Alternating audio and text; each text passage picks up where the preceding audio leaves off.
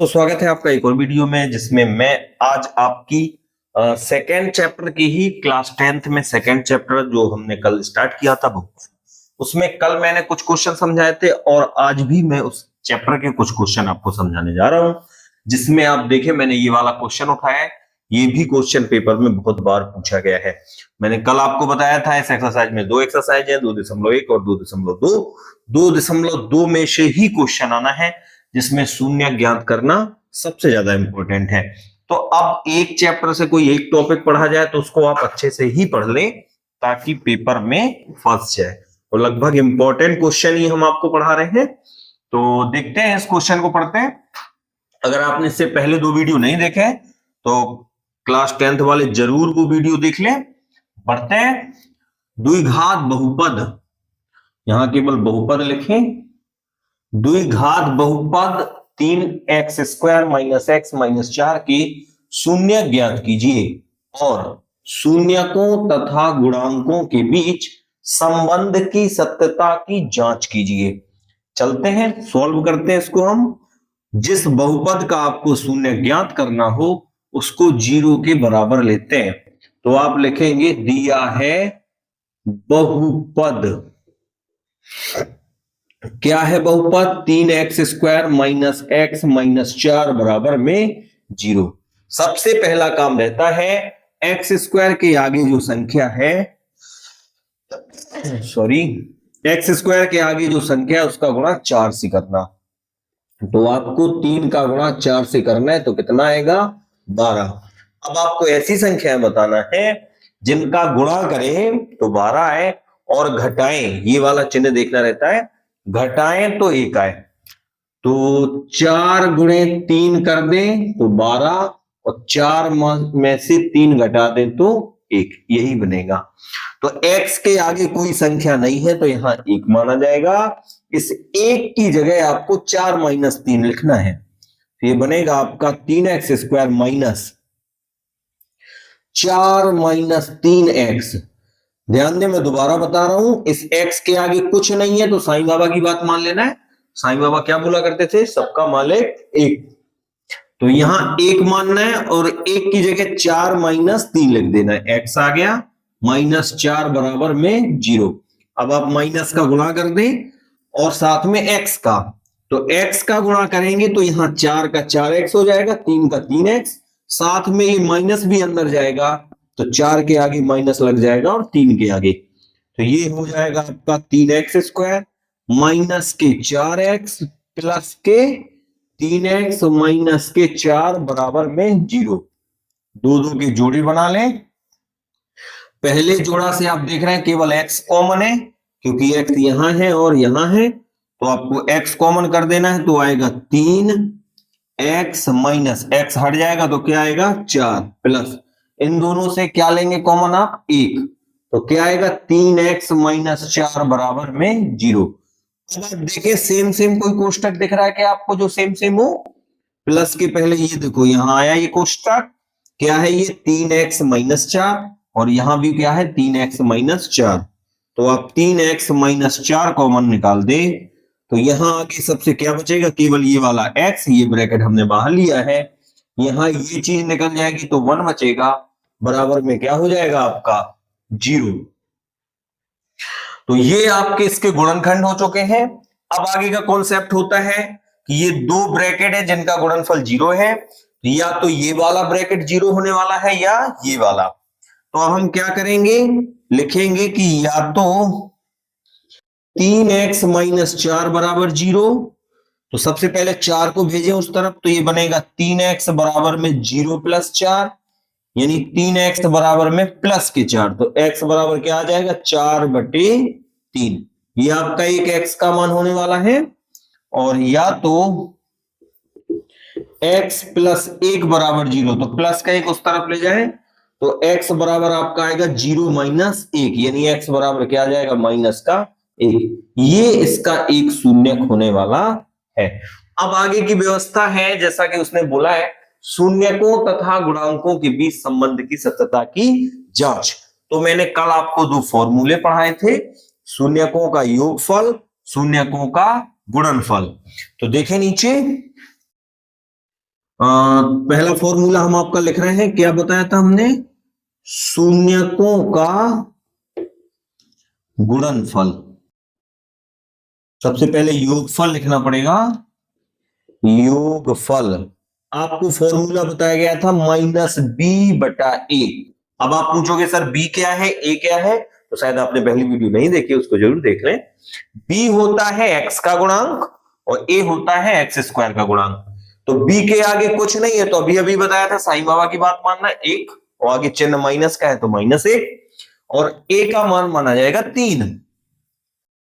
तो ये आपका होने वाला है -(1/3), यानी आंसर आ जाएगा +(1/3)। डबल माइनस हो गए ना, ये वाला माइनस कौन सा है, फॉर्मूले वाला, ये वाला माइनस है जो x के आगे लगा हुआ है। डबल माइनस माइनस माइनस क्या हो जाते हैं, प्लस हो जाते हैं। अगला दूसरा क्या होता फॉर्मूला, नीचे देखें आप सभी यहां, शून्यकों का गुणनफल।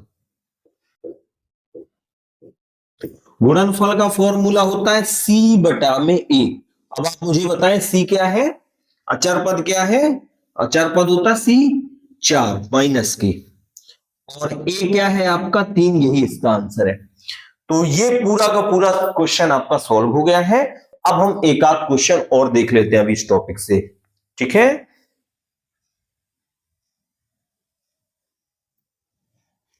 तो दोस्तों एक और क्वेश्चन देखें, द्विघात बहुपद t² - 15 के शून्य ज्ञात कीजिए। अब बाकी का वही है, आपको शून्यक निकालना है। शून्यकों तथा गुणांकों के बीच संबंध की सत्यता की जांच भी करना है।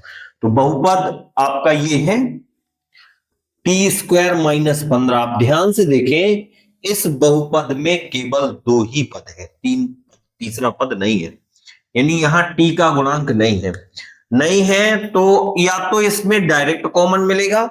अगर डायरेक्ट कॉमन नहीं मिलेगा तो एक फॉर्मूला बनाया जाता है जिसको हम a² - b², ये फॉर्मूला बनता है, और ये होता है a+b और a - b। अब आप कहेंगे सर t में स्क्वायर है, 15 में कहां है, तो देखें 15 में भी स्क्वायर ला सकते हैं हम क्या करेंगे, 15 में अंडर रूट लगा देंगे और घात 2 चढ़ा देंगे, इस टाइप से। तो t काम करने लगेगा आपका a का, और अंडर रूट 15 काम करने लगेगा b का। तो ये हो जाएगा आपका a, पहले ब्रैकेट में a+b। अब a की जगह हम t रखेंगे, b की जगह हम अंडर रूट 15, तो हो जाएगा आपका t प्लस अंडर रूट 15, और हो जाएगा t माइनस अंडर रूट 15 बराबर 0। बस या तो कर ले, हो गया, 2 ब्रैकेट आ गए। तो t प्लस अंडर रूट में 15 बराबर में 0, तो t बराबर हो जाएगा ये 0 माइनस अंडर रूट में 15, t बराबर आपका आ जाएगा माइनस अंडर रूट 15। ये आपका पहला शून्यक हो गया। और या तो t माइनस अंडर रूट 15 बराबर में 0, तो t बराबर में 0 प्लस अंडर रूट 15, तो t बराबर आपका आ जाएगा अंडर रूट में 15। ये आपका दूसरा हो गया। अब बस सत्यता की जांच करनी है, तो पहला फॉर्मूला अगर आप याद है आपको तो बताएं, शून्यकों का योगफल।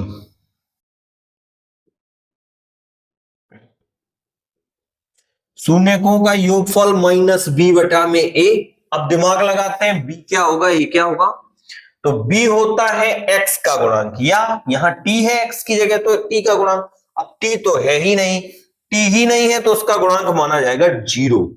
क्या माना जाएगा दोस्तों, 0। अब माइनस लगाने का कोई अर्थ ही नहीं है, 0 में कौन सा माइनस, और t के आगे कुछ नहीं है तो 1 मानेंगे। ये आंसर आपका 0 ही आने वाला है। एक और क्या आ जाएगा यहां आंसर में, 0। दूसरा फॉर्मूला देखते हैं, देखें नीचे, शून्यकों का गुणनफल।